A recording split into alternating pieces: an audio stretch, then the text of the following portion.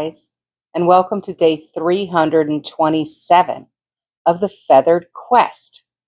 Today's bird of the day is the Orange-crowned Warbler. Despite the name, the Orange-crowned Warbler usually keeps its orange crown hidden, making it surprisingly hard to spot in the field. Let's go find that daily feather.